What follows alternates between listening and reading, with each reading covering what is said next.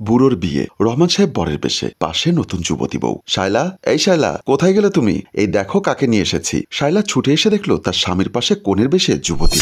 কি বলবে সে খুঁজে পাচ্ছে না। চোখ বেয়ে টুপ করে নোনা জল গড়িয়ে পড়ল। আরে দাঁড়িয়ে আছো কেন? কিছু তো বলো। কি বলবো? ও হচ্ছে আমার নতুন গিন্নি, তোমার ছোট বোনের মতো। আজ থেকে ওকে সবকিছু শিখিয়ে পড়িয়ে নিবে। স্বামীর এমন কথা শুনে স্তব্ধ হয়ে গেল। আরে কি হলো তোমার? এভাবে সংসারে দাঁড়িয়ে আছো কেন? শায়লা এগিয়ে এসে নতুন বউয়ের হাত ধরে বলল, তোমাকে আমাদের সুখের সংসারে স্বাগতম। আজ থেকে মনে করো আমি তোমার অভিভাবক। এসব কিছু দেখে নতুন বউ কি বলবে বুঝতে পারছে না। হুট করে বড় বউকে সালাম করে বলল, বুবু, আজ থেকে আমি আপনাকে বড় বোন ভাববো। আপনি আমার সব। যদি সত্যি এমনটা ভাবতে তাহলে কারো সংসারে কাটা হয়ে ঢুকতে পারতে না। কথাটি মনে মনে বলল, মুখে বলল, কোনো সমস্যা নেই, আমি আছি তো তোমার পাশে। এই বলে নতুন বউকে ভেতরে নিয়ে গেল। ওদিকে রহমান সাহেবের খুশি আটকায় কে। রহমান সাহেব সোফায় বসে চা খাচ্ছিল। তখনই আচমকাই মেয়ে এসে বাবাকে বলল, ছি ছি বাবা, ছি, তুমি এই বয়সে এমন একটা কাজ করবে আমি ভাবতেও পারিনি। কথা শুনে বাবা দাঁড়িয়ে গেল। মেয়ে আবার বলল, তোমার এই অপকর্মের কারণে তোমার জামাইয়ের বাবা মা আমাকে রোজ কথা শোনায়, এমনকি তোমার জামাই অব্দি আমাকে রোজ অপমান করে। তুমি এমন একটা জঘন্য কাজ কিভাবে করতে পারলে?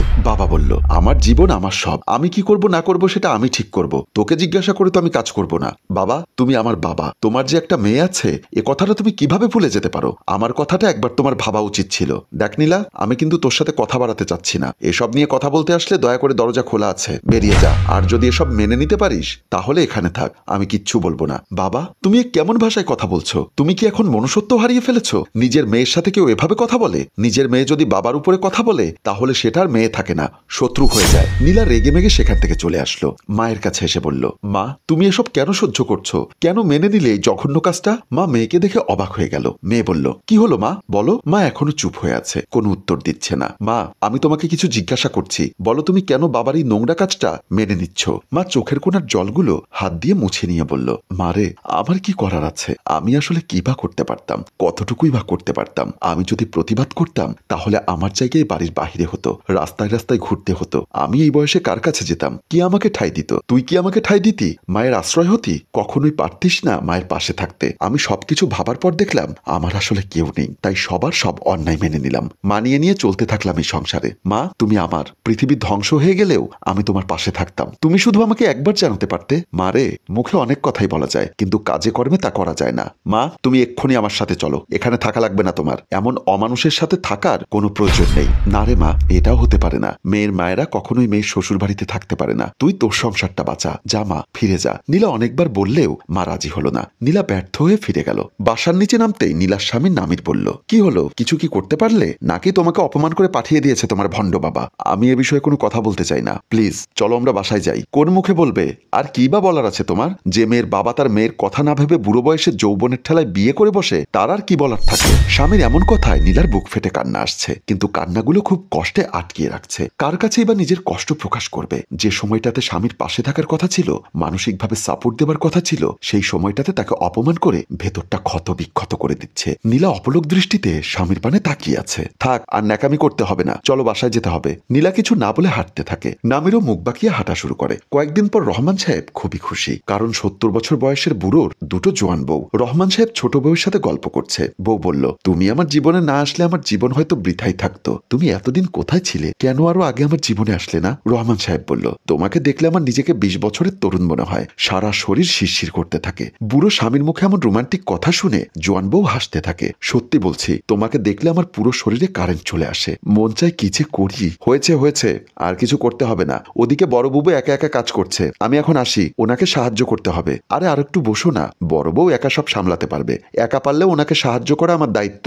এই বলে সেখান থেকে চলে গেল। 1 মাস পর সেদিন রাতে, আচ্ছা, তুমি দুনিয়ার কথা না ভেবে কেন আমাকে বিয়ে করলে? তুমি তো সুন্দরী কম না, যে কোনো সুদর্শন যুবক তোমার রূপে পাগল হয়ে যাবে। সুন্দর দিয়েই যদি সবকিছু হতো তাহলে কালো মানুষ বা বাকি কেউ বিয়েই করতো না।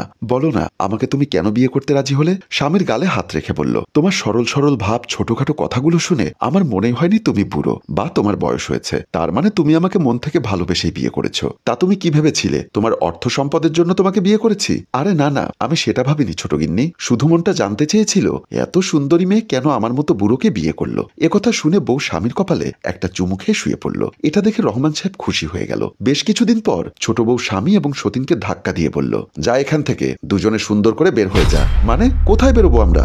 আমার বাসা আমার সব, আমি কেন বের হব?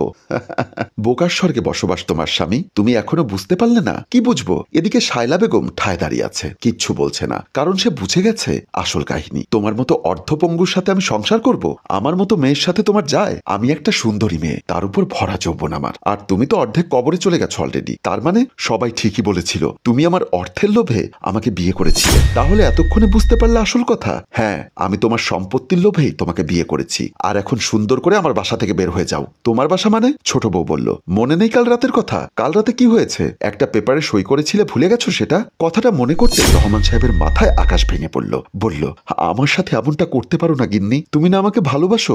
ভালোবাসা? আর তোমাকে? তুমি কি আয়নায় নিজের মুখ এবং নিজের বয়সটা দেখেছো? ছি, আমার ভাবতেই গা ঘিনঘিন করছে। এদিকে বড় বউ একদম চুপচাপ সব শুনে যাচ্ছে, কারণ বেশি পাওয়ার লোভে সব হারিয়েছে তার স্বামী। এখানে কার জন্য প্রতিবাদ করবে বা কি বা করবে? ছোট বউ ধাক্কা দিয়ে বের করে দিল স্বামীকে। রহমান সাহেব নিজের ভুলের জন্য ভেতরে ভেতরে লজ্জায় মরে যাচ্ছে। বড় বউ নিজের কষ্ট ভুলে স্বামীকে সান্ত্বনা দিতে থাকে। রহমান সাহেব চোখ মেলাতে পারছে না বড় বউয়ের দিকে। সম্মানিত ভিউয়ার্স, গল্পটি সম্পূর্ণ কাল্পনিক, তবে যদি কারো জীবনের সাথে মিলে যায় সেটা ভিন্ন কথা। গল্পটি কেমন লাগলো কমেন্ট করে জানিয়ে দিন। ধন্যবাদ। গল্পটির রচনায় আয়াত রহমান সিমরান, ক্যামেরায় শিহাব ও আশরাফ।